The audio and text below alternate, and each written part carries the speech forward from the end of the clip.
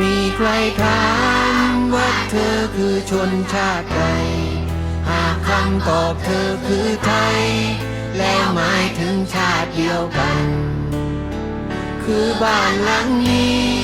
ที่เราทุกคนผูกพันย่อมมีหลายอย่างในบ้านที่ต้องช่วยกันดูแลจะเกิดภาคไหนเราก็คือไทยด้วยกัน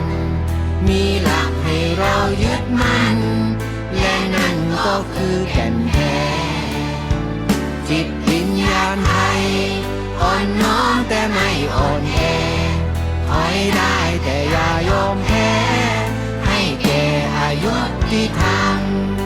ำลูกหลานเอ่ยสามสีบนพื้นไตรรงค์นั่นคือความหมายตรงๆยังคงเป็นเสาหลักธรรมให้ไทยเป็นไทย